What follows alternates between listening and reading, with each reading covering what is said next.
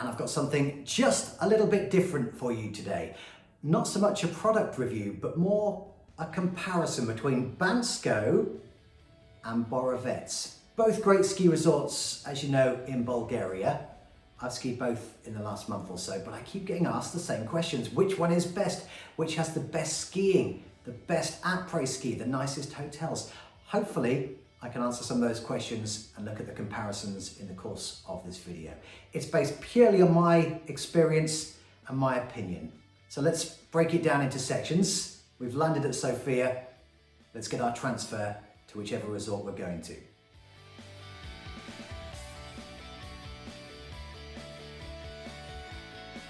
So let's start with Borovets first of all, and I always use a private taxi transfer. It's the simplest, easiest, most hassle-free way. After a 3-hour flight, you just hop in the car and off you go. Dead simple. The guy stood there at arrivals with your name, and it's just nice and easy. Time-wise, it's about an hour and 20 minutes from Sofia Airport to the resort in Borovets. Of course, there's public transport, there's minibuses, there's coaches. I've never used those. I can't comment on those. The price for a taxi transfer in the region of around 65-ish pounds. Might go up and down depending on which company you use. There's numerous national companies. You can search online, you can book them in advance, you can pay in advance. They're stood there waiting for you, brilliant. But just lately, we started supporting the local businesses as well. There's a handful of local taxi transfer companies. There's Bobby Borovets, there's Chris who does transfers in Borovets as well. So it's worth having a look on the respective Facebook page for the resort you're going to. So Impartial Borovets, or the Bansko blog. On there, there'll be stacks of advice on taxi firms to look out for and what have you. It's great for the local economy and just as good a service as the national companies. So Borovets, about an hour and 20 minutes and around about £65. The road is dreadful. Just advance warning if you've not been before, prepare for a bumpy ride. Let's compare that to Bansko.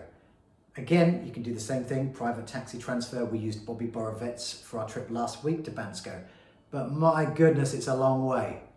2 hours and 10 minutes it took us from the airport to get to Bansko. On the way back to the airport, 2 hours and 30 minutes. It just went on and on through no fault of the driver. It was just busy traffic. The road is dreadful. The traffic was driving badly. Oh, it was just a nightmare journey. But it's pretty standard. It's around about, on average, 2 hours, 15 minutes, Bansko to the airport or vice versa.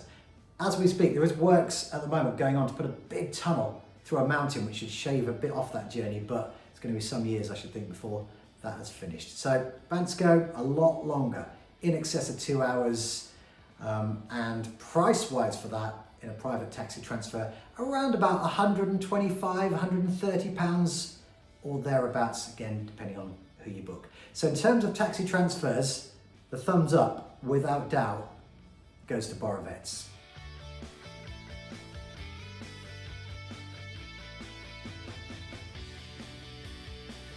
So this is a little bit more tricky to talk about because I've only ever stayed in one place in Borovets and one place in Bansko, so I can't really give you a fair overview on all the accommodation on offer in each resort. Best thing to do, look at booking.com, TripAdvisor, the Facebook page for whichever resort you're going to, etc., and get the feedback and the reviews from there.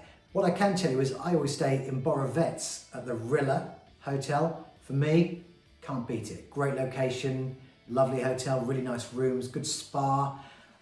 The view, if you get a balcony view across the front over the slopes, is fantastic. There are a couple of downsides. If you do have one of those nice balconies over the front, they're also quite noisy. There's a lot of pubs and things just around the front of the hotel. You do get noise from the revellers leaving at the end of the night. Not the end of the world, but it is a slight negative. And also, if you're skiing the gondola side of the resort like I do, rather than the Rilla side, which is right in front of the hotel, you actually aren't in the best location. You've got to trek down to the gondola. It's only a 4 or 5 minute walk. It's no big deal. If you're lucky, you might be able to ski it if there's enough snow, but if not, you have to walk it. Not the end of the world. Price-wise, for the Rilla, it is probably one of the most expensive hotels, I would say, in the resort. It ranges. In March, I paid as little as £62 for a night. New Year's Eve, I think I paid over 250, so I can't remember, but it was expensive, more expensive. But it goes up and down with school holidays, as you would expect anything in the tourism industry to do. In terms of location, if you're using the gondola, the Samakov Hotel is a far better location. There's actually a couple of hotels around the area which are good for the gondola. Perhaps a little more tired than the Rilla, maybe needs a little bit of a spruce up, but great location. And if you're on a budget, there are stacks of self-catering apartments all around the area, Flora Apartments and various others as well. As I say, get on Google, have a look at reviews and make some choices. In terms of Bansko, I've only ever stayed at the Mountain View Apart Hotel, which I stayed at Christmas very briefly, really didn't enjoy it. Stayed at the same place. I know what you're thinking, why did you book it again? I'd already booked it by this point. Stayed there last week, really enjoyed it. The difference was snow. I know it sounds ridiculous, but at Christmas there was no snow, just like there wasn't in Borovets. So to get to the gondola, to go right up to the top of the mountains where there was some snow, you had to walk about 10 minutes down the road, and it was downhill, which meant at the end of the day, back up the hill. That was a faff. Whereas last week, the ski road was open right down to the hotel, so we literally walked 30 seconds across the road and away we went. We skied in, skied out. So location-wise, depending on the time of year, the Mountain View Apart Hotel is great.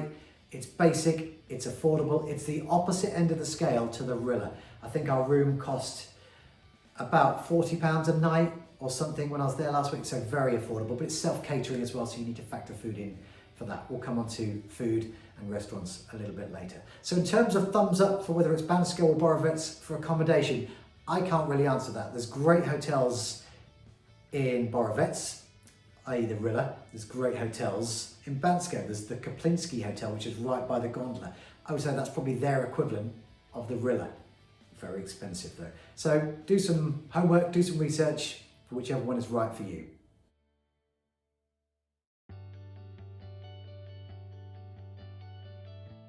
So arguably, this is the most important thing. This is what we're there to do at the end of the day, the skiing. So let's break it down, not just into Bansko versus Borovets, but actually break it down further, beginners and advanced skiers. So let's do that first of all. So let's just say you're learning to ski, or you've been skiing maybe once before. In that bracket, without a doubt, I would say Borovets is a better resort for you to go. The reason I say that is out the front of the Rilla Hotel, there's the nursery slope there.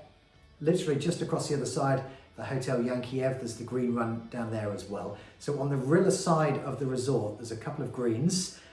If you venture up a little higher, there's a nice blue, and there's blues that come all the way down as well. So there's a lot of very user-friendly slopes for beginners on the Rilla side. Now the reason I say that that's good is because even if you've got some people with you who actually can ski a little bit, there's also a couple of reds and a couple of blacks in that same area, so they can keep themselves amused as well. So that way you're never too far apart from each other if maybe one of you's at ski school and the other's just playing around on the mountain. So you're never a million miles apart. Add into that, at the bottom by the nursery slope, there's all the bars, there's the Golden Horn, there's what the other bars are called, Black Tiger, is it Bobby's Bar? I can't remember all the names of the bars, but they're all there at the bottom. So 2 Christmases ago, I went with my parents as well. They came out, and my nephew. My parents in the 70s didn't ski, or they did maybe once or twice, but on the whole, they didn't ski. So they were happy sat there having a hot chocolate or a mulled wine.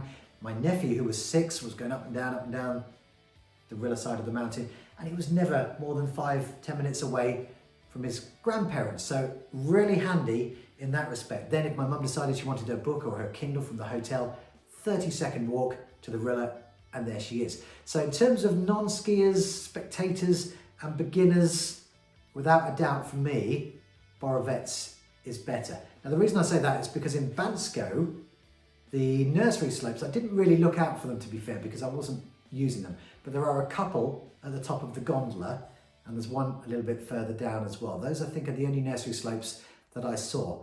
Nothing wrong with those nursery slopes, but they're not so close to all the other slopes. So if you've got friends who are sort of hitting the reds and the bigger slopes, you're not going to be quite so close to them. You're not going to see them every 5 minutes. It's just a little more spread out. And certainly if you've got non-skiers, they will have to come up in the gondola with you to watch if they want to just take in the environment and the atmosphere and what have you. They won't be able to just nip back to the hotel in 30 seconds like they do in Borovets, because it's all up the top of the gondola. Everything goes up the gondola to get to even the nursery slopes or the advanced slopes is all up the top of the mountain. So In terms of beginners, families, just that close-knitness, definitely Borovets gets the thumbs up for that. But let's look at it from an advanced skiing point of view. I would say it's absolutely the opposite. Now, Borovets is great. I've always got a love for Borovets, been there stacks of times, but the Rilla side, not particularly challenging if you're an advanced skier. And the gondola side, other than the Yastrobets, and there's a couple of Yastrobets, isn't there, in the Pampalovo, I think it is, down the centre, and a couple at the very top as well. There's not a huge amount of challenging runs. The Yastrobets runs are great, but it would mean doing them over and over and over, which is okay. But in comparison, Bansko, vast. Lots more reds, lots of challenging blues as well, which arguably could be reds. So in terms of advanced skiing, without a doubt, Bansko gets the thumbs up for that. So it's a very difficult decision to call between Bansko and Borovets. It's a difficult decision to make. But I would say if you're in a family environment where some can ski, some can't, it would be Borovets. If you're a group of just really good skiers who all just want to hit the slopes as hard as you can, I would say Bansko. There is one big problem with Bansko though, and that is the gondola. At Borovets, there's several ways to get up the slopes. There's 3, 4, 5 or whatever lifts, drag lifts and chair lifts at the front of the Rilla, and then there's the gondola as well to the right of the gondola side. That's all at Borovets. Now there is a bit of a queue for the gondola at times in Borovets, but in Bansko, everything goes up the gondola. It's the only way to get up the mountain is to go in that gondola, other than a taxi, which we did do on one day just to try and beat the queue. So everyone has to go up the gondola, whether you're on the nursery slopes or the blacks. It's all at the top. That makes for massive queues at the gondola, massive. So if you're there during busy times, I mean, last week wasn't a busy time. It wasn't a peak time. It was an off-peak time. The kids were at school, so it wasn't a particularly busy time. If you were there anything later than 8 a.m, massive queue. You could be sat there, or stood there, I should say, 45 minutes maybe before you even get on the gondola. We found we had to be in the gondola queue at 7:45 every morning to get anywhere near the front of the queue so you could get going. So that is a massive, massive negative for Bansko, the gondola. So if you take all of it into account, it's a really difficult decision. It really is tough to call. Like I said a moment ago, families and friends, close groups, all sorts of mixes of skiing, I would say Borovets. A group of skiers, really good, advanced, experienced skiers who are all on reds, blacks, and some big blues as well. I would say, despite the gondola, Bansko, in terms of skiing, does get the thumbs up in that respect. The taxi is the alternative. Taxi up, you can avoid the gondola queue, but they will sting you for it. We paid 30 levs one afternoon, we paid 40 levs the next day. They'll pretty much make up the price, whatever they want to charge you. So I hope that helps. It's a little bit difficult to compare the two because they're very different, but hopefully that will help. It's really a close call. I'm going back to Borovets next Saturday, not this coming Saturday, next Saturday, and I'm really looking forward to it. If it was Bansko, I would equally be looking forward to it. So they're both great. It just depends on what level of skiing you're at.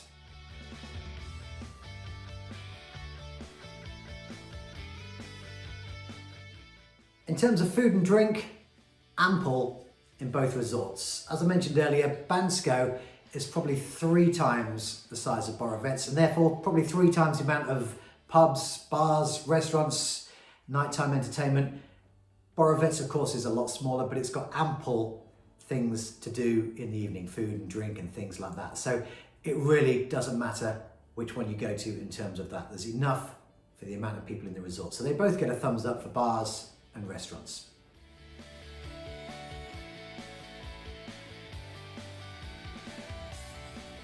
Now, if you're staying in self-catering accommodation, this is really important. You need supplies, you need food, you need bits and pieces. Borovets in the resort has very little. There's maybe 1 or 2 very small little mini supermarkets. So what I would recommend if you're coming to Borovets self-catering is as you're coming in your taxi transfer up towards the resort, you go through a town called Samakov. It's about 10-15 minutes before you get to Borovets, and there's 2 big supermarkets there.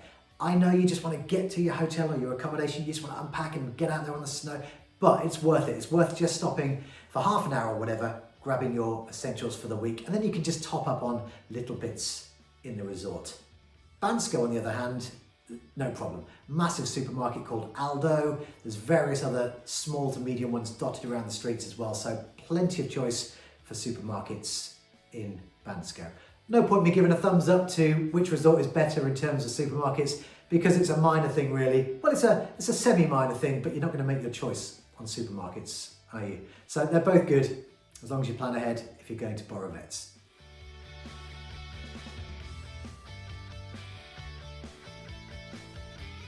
So this is something I can't really talk about with any great experience, because I've thankfully never needed any emergency medical treatment or a trip to the doctors or hospital or rescuing from the mountain, anything like that. But I do believe it's there, and it's very good in Borovets and in Bansko. I've seen it in operation, the rescue service in both resorts, so it's definitely there. Travel insurance is the way forward, of course. Don't travel without that. What I have used in both resorts is the pharmacist. So if you need just minor things, they both have a pharmacist in the resort.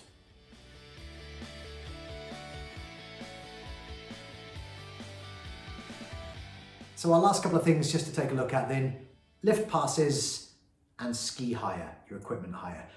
Both very crucial. I think you'll agree in terms of the lift passes, they're not too far out between Bansko and Borovets. For a one-day adult, obviously it's cheaper to buy more days than just single days, but for a one-day adult in Borovets, I think is currently 62 levs, which is around about £28 or thereabouts. And for Bansko, for the same period, a one-day adult, it's 70 levs, so about 8 levs more expensive. What's that, about £3 or something? So nothing really in it in terms of lift pass prices. In terms of ski hire and equipment hire, again, it's not something I do. I have my own equipment, but friends I was with at Christmas hired stuff. There are literally endless places in both resorts. In Bansko, all the way up and down the road, it's lined with ski hire and repair places and servicing places.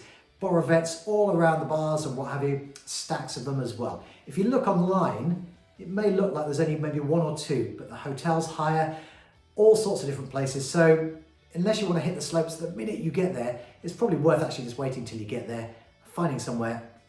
Ask around on Facebook, on the Impartial Borovets page or the Bansko blog, see where the best place is, and away you go. So there's nothing to call in terms of lift passes and equipment hire. So there you go, that's my little summary, my little balance between Bansko and Borovets. Even now, it's a difficult call. It's like I said earlier, it comes down to skiing. If you're with a group of people who just want to really ski hard, probably Bansko.